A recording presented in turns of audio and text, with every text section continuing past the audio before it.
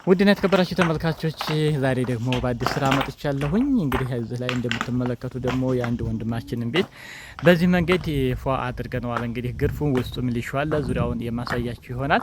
እንዲሁም ደግሞ አሁን ቤታችሁን ለምታስገርፉ ሊሾ ለምታደርጉ ሲሚንቶን በተመለከተ አዲስ ነገር አለ። እሱስ ምንድነው? በዝርዝር ሁሉንም የምናየው ነው የሚሆነው። እስከ ቪዲዮ ፍጻሜ አብራችሁ ይቆዩ። አሰላሙ አለይኩም ወራህመቱላሂ ወበረካቱ። ሰላም እንደተናችሁ ውድ የቻናል ቤተሰቦች ሁሉ ሰላም ሁሉ መልካም ከኔ ጋር አልሐምዱሊላህ ሁሉ ሰላም ነው። እናንተም በያላችሁበት ሰላማችሁ ይብዛልኝ። ውድ ተመልካቾች እነሆ ዛሬም እንግዲህ በአዲስ ስራ መጥቻለሁኝ። ይህ የምትመለከቱት ቤት እንግዲህ ሰሞኑን የተሰራ የሆነ የውጭ ግርፍ ነው፣ ሁለት በአንድ ግርፍ ማለት ነው። እንዲሁም ውስጡም ሊሾ አለው። እንደምትመለከቱት ድንጋይ እየገባ ነው። ሊሾስ ስናደርግ ውስጥ ላይ የአሰራሩ ሁኔታንም ጭምር የማሳያችሁ ይሆናል። እንዲሁም ሲሚንቶም እየቀነሰ ነው። ሁሉንም በዝርዝር የምነግራችሁ ይሆናል። በቅድሚያ ለዚህ ቻናል አዲስ ከሆናችሁ ሰብስክራይብ በማድረግ የደወል ምልክቷን በመጫን ቤተሰብ ሁኑ። ላይክ ሼር ማድረጋችሁንም አትርሱ። ቤቱ እንግዲህ እንደምትመለከቱት በዚህ መንገድ ተገርፏል። ሸዋርን ጨምሮ 5 ክፍል ቤት ነው፣ ወይንም ደግሞ 72 ቆርቆሮ የሆነ ቤት ነው ማለት ነው። ማሻአላህ እንግዲህ በዚህ መንገድ ጠርዙም እንደምታዩት ልቅም ብሎ የተሰራ የሆነ ነው ማለት ነው። እንዲሁም የውስጥ ሊሾም አለው። ሊሾም እንግዲህ ከነገ ጀምሮ የሚሰራ ይሆናል። የቤቱን ሁኔታ እንግዲህ እስኪ ዙሪያውን አሰራሩን ላሳያችሁና ወደ ውስጥ ገብተን ደግሞ ማሳያችሁ ይሆናል። ሌላው ምንድነው? ሲሚንቶ እየቀነሰ ነው። አሁንም ወደ 2200 ዝቅ እያለ ነው ማለት ነው። ስለዚህ አሁንም ቀጣይ ላይ የሚመጣው ሲሚንቶ ይቀንሳል ተብሎ ይታሰባል። አሁንም ገና ምንም ያልጀመራችሁ ብትረጋጉ ሲሚንቶ ከዚህም በታች ይቀንሳል ተብሎ ይታሰባል። አንዳንድ ቦታዎች ላይ እስከ 2100ም እየተሸጠ ነው ማለት ነው። በአብዛኛው ግን 2200 ብር እየተሸጠ ነው። ሲሚንቶ በነገራችን ላይ አልተወደደም። የትኛውም እቃ ቢሆን እቃው ሳይሆን የጨመረው ማጓጓዣው ነው ማለት ነው። ወደ ክፍለ ሀገር ስንመጣ በጣም ኪሎ ሜትር በጨመረ ቁጥር የማጓጓዣ ሂሳብ ስለሚጨምረው ሂሳቡ የሚጨምረው ማለት ነው። ወደ አዲስ አበባ ስንመጣ ግን 1700 እስከ 1600 አካባቢ ነው እንግዲህ አንድ ኩንታል ሲሚንቶ እየተሸጠ የሚገኘው። ወደ ደሴ ስንመጣ ደግሞ እስከ 2000 እና 2100 አካባቢ እየተሸጠ ይገኛል። ወደ ሰሜን ወሎ ደግሞ መጣ ስንል 2200 የሚሸጥበት አለ፣ 2300 የሚባልበት አካባቢ አለ። ነገር ግን እስከ 2200 እንዲሁም ደግሞ መሶቦ ከሆነ ደግሞ 2000 እና 1950 አካባቢ እየተሸጠ ይገኛል። ስለዚህ ውድ ተመልካቾች ሲሚንቶ አሁንም የሚቀንስ ነው የሚመስለው። ምክንያቱም የትራንስፖርት ጉዳይ ነው። ትንሽ የተስተካከለ ይመስላል። ቀጣይ የሚመጣው ደግሞ ከዚህም በታች ይቀንሳል ተብሎ ይታሰባል። ስለዚህ ውድ ተመልካቾች ቤታችሁን ለምታስገርፉ እንግዲህ ሲሚንቶ ኢንሻአላህ እየቀነሰ ነው ማለት ነው። ሌላው የግርፍ ሽቦ ነው። የግርፍ ሽቦ ያው 2800 ብር ነው እየተሸጠ የሚገኘው አንድ ጥቅል ወይንም 30 ሜትር ነው ማለት ነው። እሱ አሁናዊ ዋጋው እንግዲህ 2800 ነው። ሚስማር ወደ ሚስማር ስንመጣ ደግሞ 1550 ብር እየተሸጠ ይገኛል ማለት ነው። እንግዲህ ለግርፍ የሚያስፈልጉን ማቴሪያሎች እነዚህ ናቸው። ያሸዋ እንደ አካባቢያችን ይለያያል ማለት ነው። ምክንያቱም ራቅ ባለ ቁጥር አሸዋ የሚመጣበት ያው እንደሚጨምር ብዙ ጊዜ ተነጋግረናል። ለማንኛውም ይህ ቤት እንግዲህ ከዚህ በኋላ የሚቀረው ምንድነው? ከዚህ ላይ በቀጥታ ኳርቲዝ የሚሰራ ይሆናል ማለት ነው። ጠርዙም እንደምታዩት ጥቅም ብላ ጠርዟም ተሰርታለች። እንደምትመለከቱት በአራቱም በኩል ያለው ጠርዝ አወጣጥ እንግዲህ የምታዩት ነው። ማሻአላህ በደንብ ሆኖ የተሰራ ነው ማለት ነው። ስለዚህ ቤታችሁን የፊኒሽንግ ስራዎችን ማሰራት ስታስቡ ኮሜንት ላይ በሚቀመጠው ስልክ ቁጥር ማናገር ትችላላችሁ። በጥራት በፍጥነት በታማኝነት ስራዎቻችሁን ሰርተን የምናስረክብ ይሆናል ማለት ነው።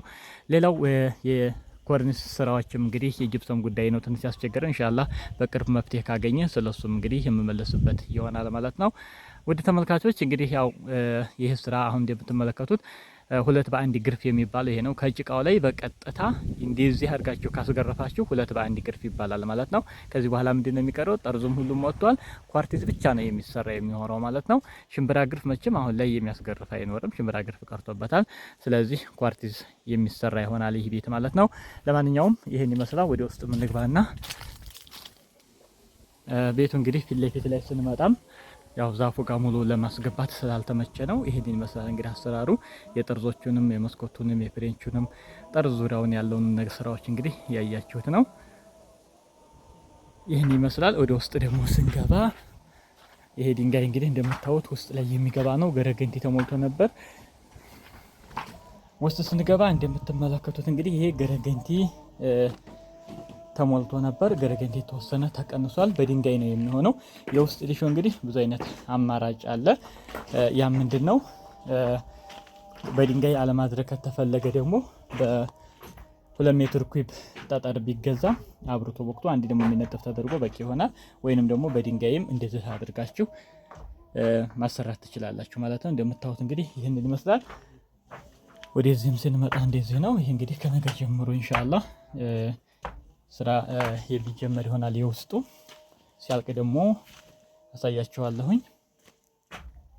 እዚህ ጋር እንደምትመለከቱት ሌላው ምን መሆን አለበት? በደንብ መደቅደቅ አለበት። ይሄ ማለትም መመታት አለበት መሬቱ ማለት ነው። ይሄ ገረገንቲው በደንብ በቂ እስከሚበቃው ድረስ በደንብ ከተመታ በኋላ ነው ድንጋይ እንደገና የሚገባው ማለት ነው።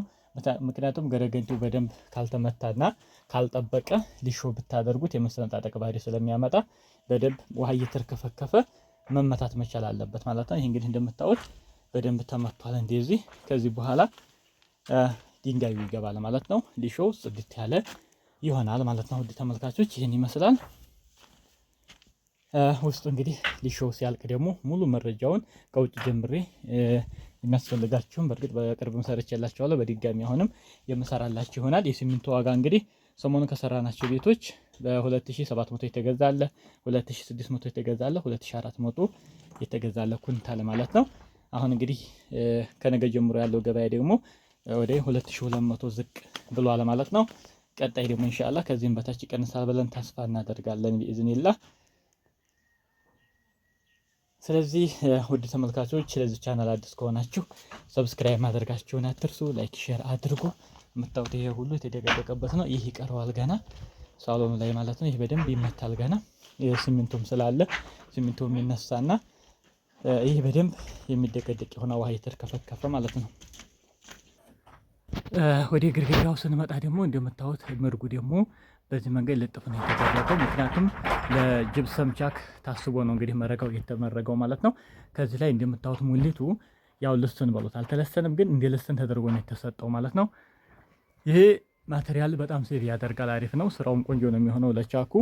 ከዚህ ላይ ደግሞ እንግዲህ ኮርኒስ ከተሰራ በኋላ ቻኩም የሚሰራ ነው የሚሆነው። ማሻአላህ እንደምታዩት መረጋው አሪፍ ሆኖ የተመረገ የሆነ ነው። መቃሉም በደንብ ተገጣጠመ የሆነ ቤት ነው። ስለዚህ ይህ ቤት እንግዲህ ሊሾ ከተደረገ በኋላ በቀጣይ የሚሆነው የኮርኒስ ስራ ነው። ኮርኒስም የምንሰራ ነው የሚሆነው። ከግርፍ ከሊሾ እስከ ኮርኒስ ሙሉ ፊኒሽንግ ነው እንግዲህ ይህን ቤት የምንሰራ የሚሆነው። እያንዳንዱ ሲያልቅ ሁሉንም ነገር የማሳያችሁ ነው የሚሆነው። ስለዚህ በአሁኑ ሰዓት ቤታችሁን ስታስመርጉ የምሰጣችሁ ሀሳብ ምንድን ነው? ጠቅጠቅ አታስደርጉ ማለት ነው። ማቴሪያል በተለይ ጅብሰም ምናልባት ብዙ ላይ ቀንስ ይችላል። የሚሰሙ መረጃዎች እንደዛ አይነት ነገር አለ። ብዙ ካልቀነሰ ጅብሰም በጣም ነው የሚወስዱ የሚሆነው ማለት ነው ጠቅጠቁ።